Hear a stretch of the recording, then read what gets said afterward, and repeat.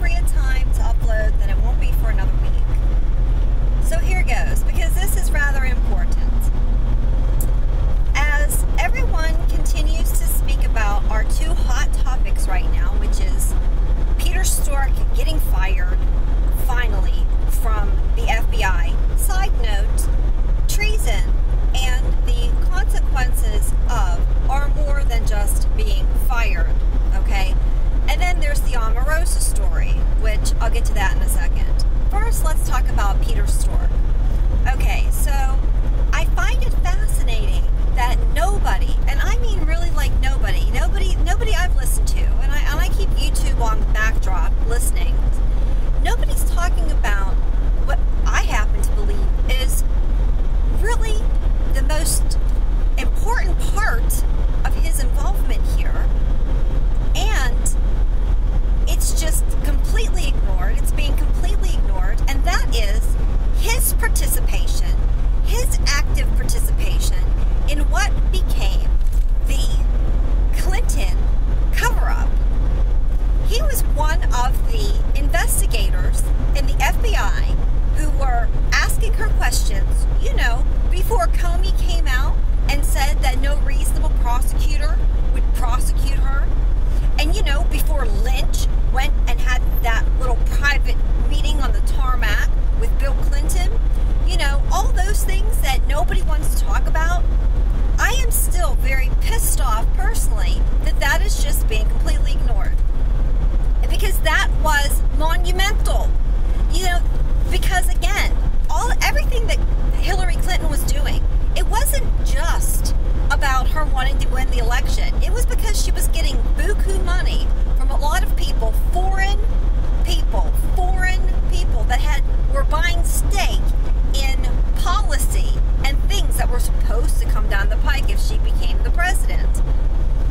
Now, I'm not sure if the lid got blown off the Clinton Foundation, and then, you know, there is a part of me, I gotta say, there is a part of me that thinks that Donald Trump was swept in just to be the distraction so nobody would continue to pursue the Clinton Foundation and everything that was associated and tied to that.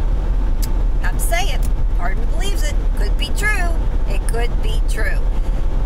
Which kind of ties into the Omarosa. Okay, so Trump and Omarosa were friends, right, for a long time. It's amazing. If you really wanted to be prepared for this election right here, if you really wanted to be prepared for what's going on in the presidency right now, I think there would have been no better preparation than a reality TV show. Now, I never watched The Apprentice. Personally, I didn't. So I can't speak about what President Trump's disposition was on that or what. I can't. And I don't know if it's on a rerun. I can find the time to go back and look or whatever. But one thing is for certain, President Trump told us we're never going to know exactly what he's going to do, and I believe that. I do believe that. And I think things change very quickly, like on the drop of a dime. I think certain things that we probably would never think would change do change. There's so many weird things going on right now that, I can't put my finger on it exactly, but it just seems like the smoke and mirrors are getting suffocatingly thick and confusing. And that's intentional. It's absolutely intentional. It's not on accident. I don't think we can really know who's on what team and really what's going on behind the scenes. You know, and it's really a shitty thing to say that you have to have faith in people, because personally I don't have faith in any of the politicians. I really just don't. And that's not because I want to be a negative Nelly. It is because of history. It is because history shows me that nothing gets done. It's because history shows me that whenever we think, oh, it's here, it's time, it's going to happen right now, then nothing happens. Again, let's take a look at Peter Strzok. Can we take a look at him? Because I think that is really pivotal. I think it's pivotal because here we have somebody who we should be talking about Hillary Clinton and what his role was in that and how he helped cover that up. because it doesn't just stop with him being an anti-Trumper. You know, I really don't even give a shit that he's an anti-Trumper. I really expect all these people to be anti-Trumpers. The majority of the people that are in the Republican Party are anti-Trumpers. You're nothing but a bunch of, you know, neoconservatives. That's it. The D and the R mean nothing. I don't understand how anyone couldn't understand that right now. That the D and the R mean nothing. It means absolutely nothing. Once upon a time, I guess it did. And maybe for just an insignificant amount of people right now, it probably does mean something who's actually holding office, okay? But no, it doesn't. So you can't look at that and just say, oh yeah, this is where I'm going to vote. And this is where I'm going to vote. And then we have the whole voting thing. It's like all these stories come up, like the voting fraud, and then they shrivel up and go away. Does anybody else remember the attorney, the female attorney, who I believe was in California, that was rallying up people and getting them to vote and registering them illegally? Whatever happened to these people? There were people that were doing this illegally, so can we follow up? There's no follow-up on any of this. You know, unfortunately, no, really fortunately, I'm not like a journalist. I want to go and I want to get the news reliably so. I'm not going to get, I don't have the time myself in my own personal life to go and, you know, be the investigative journalist to find out. But I would like a follow-up. We need a group of people that are just all about the follow-up on stories. You know, and really nothing should be closed. There should be no closed cases. There should be no stories that are just left by the wayside to shrivel up and fly away until there is resolve. And there should be like a, you know, a data bank that people can go to and find out whatever happened to.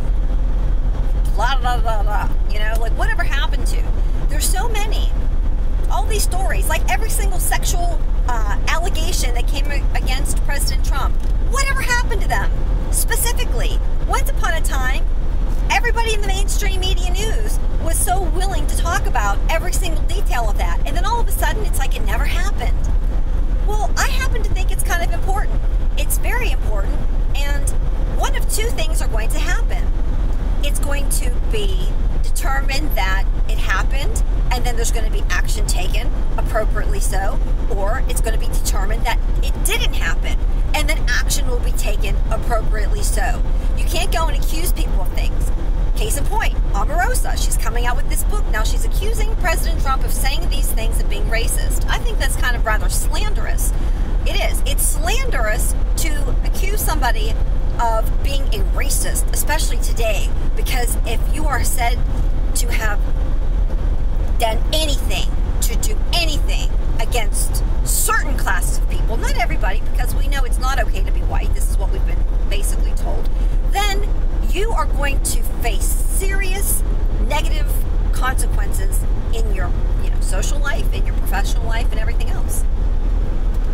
All right, this rant is quite long enough. I'm going to go ahead and try and find links to put in the description box to kind of go along with what I was saying here about Strzok. I'm sure some of you will remember, but yes, this is the key.